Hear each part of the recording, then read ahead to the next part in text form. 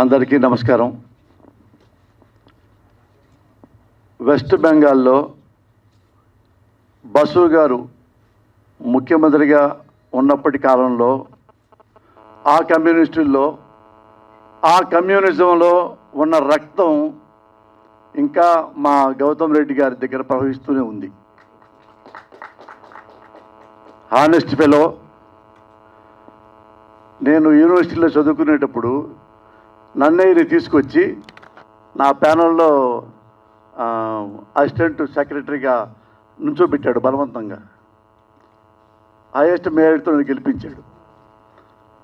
ఎవరు యాక్టివ్గా ఉంటారు, ఎవరు క్రమశిక్షణగా ఉంటారు, అవన్నీ గౌతమ్ రెడ్డికి బాగా తెలుసు. ఆయన ఏమో నన్ను పోసాని కృష్ణమురళి గారు అంటున్నారు. నాకు చాలా అంబరాసింగ్గా ఉంది. అరే అని పిలిచే స్వతంత్రం మా గౌతమ్ రెడ్డికి ఉంది. నేను గౌతమ్ రెడ్డి గారు అనలేకపోతున్నా. అనలేనికి నేను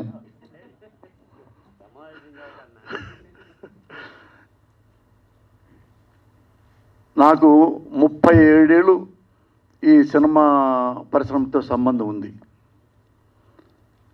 నాకు సినిమా స్క్రిప్టు రాసుకోవటం, లొకేషన్ చూసుకోవటం, సినిమా తీయటం, దాన్ని బయర్లకు అమ్మటం లేదా ఓన్గా రిలీజ్ చేయటం, తర్వాత పబ్లిసిటీ చేసుకోవటం, ఇంతవరకు నేను ఫుల్ కమాండ్ నాలో ఉంది. ఎవరికి సినిమా కొనకపోయినా చక్కగా తీసి రిలీజ్ చేసుకోవటం అనేది వరకు నాకు తెలుసు. కానీ కొత్తగా ఈ ఫైబర్ నెట్ అనేది మా అన్న చెప్తే అందరూ నాకేమి నచ్చిందంటే బాగా, ఏ రోజు నిర్మాత సినిమా థియేటర్లో రిలీజ్ చేస్తున్నాడో అదే రోజు రూరల్లో అంటే విలేజ్ల్లో చిన్న చిన్న గ్రామాలు కానీ పెద్ద గ్రామాలు కానీ మేజర్ పంచాయతీలు కానీ వీటిల్లో కూడా సినిమా డైరెక్ట్గా చూసుకోవచ్చు ఇంట్లో కూర్చొని అనేది నాకు బాగా నచ్చిన విషయం. అది దీనివలన నిర్మాతకి లాభమా నష్టమా అనేది ఒకటి బేరీజ్ వేసుకోవాలి. సేమ్ టైం చిన్న నిర్మాతలే ఇందులో ప్రత్యక్షంగా సినిమా వేయదగ్గ వాళ్ళ లేదా పెద్ద పెద్ద హీరోల సినిమాలు కూడా ఇట్లా చేయొచ్చా? పెద్ద పెద్ద హీరోస్కి సినిమా తెలుసు కదా, టికెట్ రేట్లు అవి మిగతా అన్ని హంగామా చాలా ఉంటాయి. అది ఇందులో వేయడానికి ఇష్టపడతారా లేదా? ఇందులోనే త్రూ పెద్ద హీరో చిరంజీవి గారి సినిమా కూడా ప్రత్యక్షంగా ఫైబర్ నెట్లో కనుక వేయగలిగితే అది ప్రజలకి చాలా హెల్ప్గా ఉంటుందా? పరిశ్రమ కంటే, హీరోల కంటే, డైరెక్టర్ల కంటే, నిర్మాతల కంటే కూడా పోనీ వాళ్ళలా కూడా ప్రజలు కూడా సుఖపడతారా అనేది వస్తే మాత్రం ఇది చాలా చాలా గొప్ప మ్యాటర్ అవుద్ది. ఇది నాకంటే మా కళ్యాణ్కి ఇంకా బాగా తెలుసు. ఎందుకంటే నేను చిన్నప్పటి నుంచి ఆయన నిర్మాతగా చూస్తున్నాను కాబట్టి full command A to Z. ఆ బాడీ ఎలా స్కాన్ చేస్తారో తెలుగు పరిశ్రమ మొత్తం అలా స్కాన్ చేశాడు ఈయన.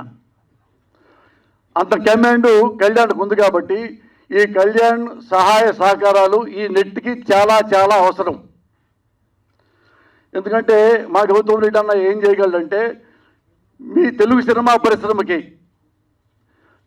ఏం చేస్తే మా నెట్ ద్వారా మీరు లాభపడతారు, మీరు సంతోషపడతారు, ఇంకా బాగా డెవలప్ అవుతుంది మీ సినిమా ఇండస్ట్రీ అంటే అవి చెప్పగలిగితే హీ కెన్ డూ 100%.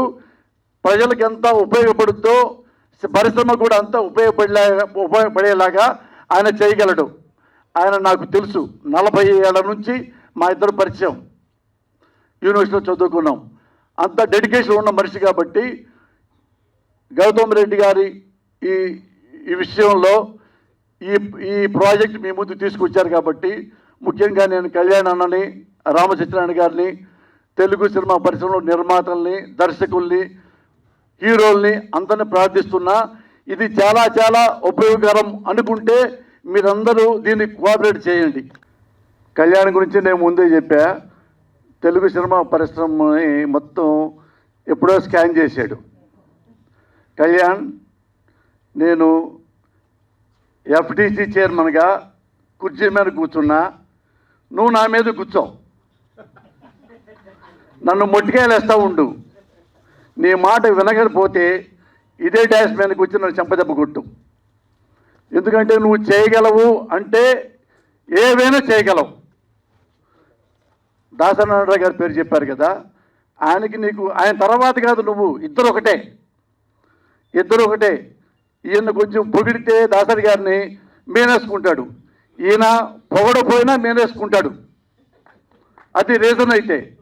ఇది రీజనబుల్ కళ్యాణ్, అందుకని నువ్వు నా మీద కూర్చో. మా ఎఫ్డీజీ చైర్మన్గా కాకుండా మొత్తం ఆంధ్రప్రదేశ్లో సినిమా బాగా డెవలప్ అవడానికి, తెలుగు పరిశ్రమ చాలా బాగా డెవలప్ అవడానికి నువ్వు చాలా చాలా ఉపయోగపడతావు.